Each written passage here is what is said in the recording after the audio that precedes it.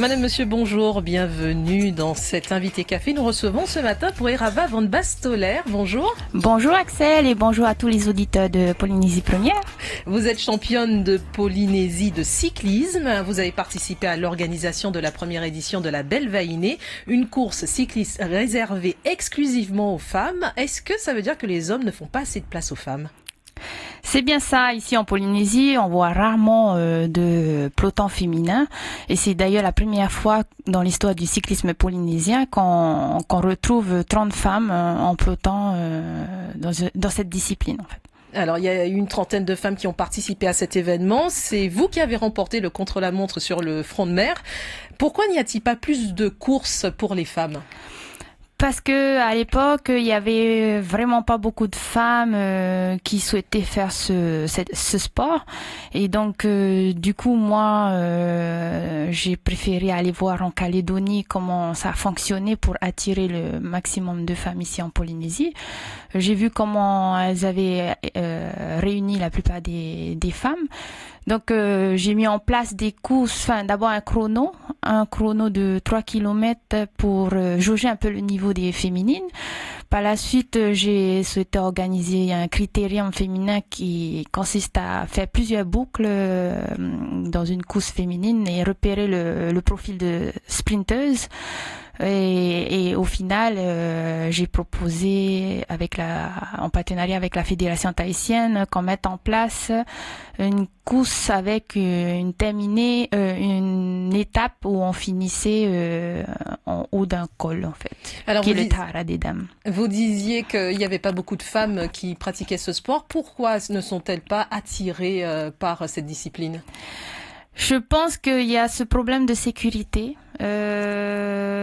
et aussi c'est pas encore dans les mentalités de faire du vélo sur la route, voilà.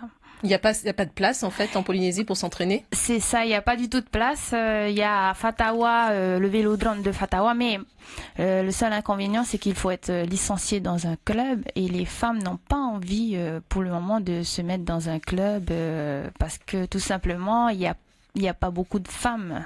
Elles veulent pas se retrouver avec des hommes et ne pas avoir de programme d'entraînement en fait. Voilà.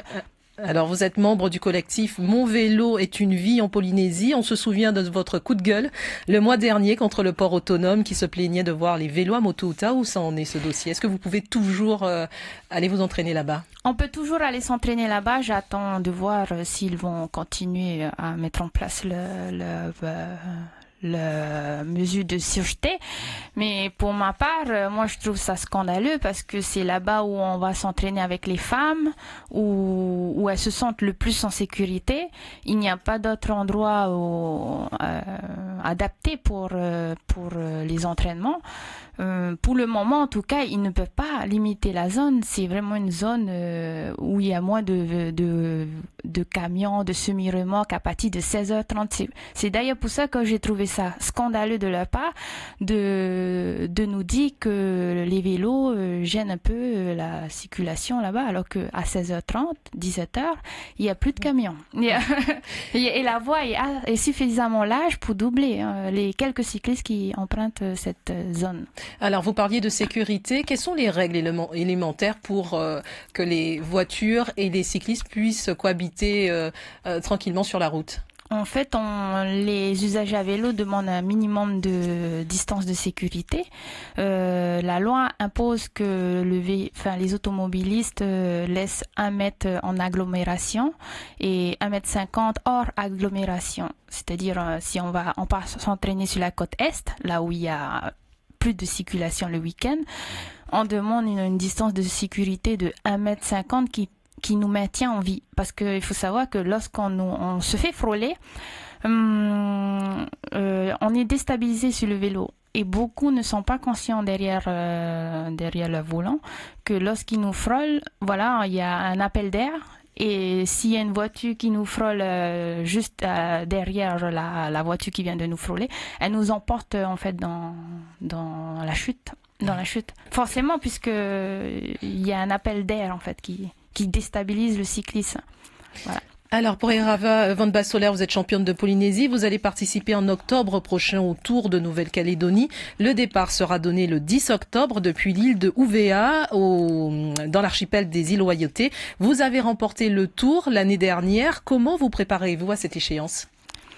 Alors, je compte emmener un petit groupe de femmes avec moi, justement pour montrer aux Fénois que ici en Polynésie, il y a des performances. Donc, du coup, je compte partir avec ce groupe de femmes pour ramener le titre, en fait, ici en Polynésie que j'ai remporté l'année dernière. Ça reste un niveau, je dirais, national encore. C'est accessible à toutes les femmes parce que les Calédoniennes, les principales, je veux dire, coureuses, font du vélo pour le loisir.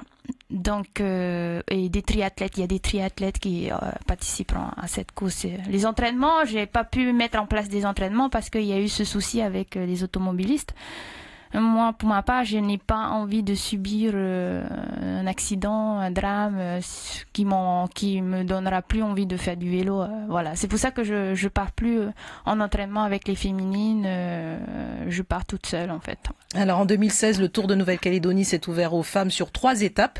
Cette année, il y en aura 6. Vous irez dans le nord, dans le sud. Il y aura aussi une partie dans la région des mines calédoniennes. C'est un rêve? Oui, c'est un rêve parce que c'est l'épreuve mythique en Calédonie de pouvoir rouler sur cette route minière. Donc du coup, moi je soutiens ce collectif en Calédonie. C'est d'ailleurs pour ça que je pars pour donner du poids à leur action et pour montrer que voilà, on est tous solidaires au final dans le vélo, dans le développement du cyclisme féminin en général. Alors, dernière question, Poirava. Du 18 au 23 septembre, vous participerez au Tour de Tahiti. Ce sera la même distance que les hommes. Ce sera pas comme en Nouvelle-Calédonie. Est-ce que tout ça, c'est bien normal? En fait, c'est pas normal que nous, en tant que féminines, on participe dans un tour cyclisme avec composé que d'hommes, parce que le niveau est vraiment différent par rapport aux femmes. Moi, ça va faire ma 3e participation avec les hommes. On subit en fait la course parce que il y a plus de technique de stratégie, d'équipe et tout, parce que le niveau est bien élevé par rapport aux féminines. Donc du coup, je vais m'accrocher, mais je finis quand même à une belle place chaque année. Et vous pensez pouvoir faire changer les choses, qu'il y ait un jour ici en Polynésie des parcours qui soient réservés aux femmes? Justement, j'aimerais bien que la Fédération tahitienne de cyclisme autorise à monter une commission féminine ici en Polynésie pour me permettre de réunir un maximum de femmes et proposer par la suite un tour cycliste féminin en Polynésie. Donc du coup, ça permettrait à nos amis les Calédoniennes de venir participer à ce tour et ainsi de suite. Voilà. Merci beaucoup Poirava Van Bastoler. Je vous rappelle que vous êtes championne de Polynésie de cyclisme et que votre objectif est de promouvoir le cyclisme ici en Polynésie où il y a très peu de femmes qui le pratiquent. On vous retrouvera dimanche au départ de la rando cyclo-tour de l'île en faveur de l'association SOS Suicide. Merci d'avoir répondu à nos questions. Bonne journée. Merci Axel, bonne journée.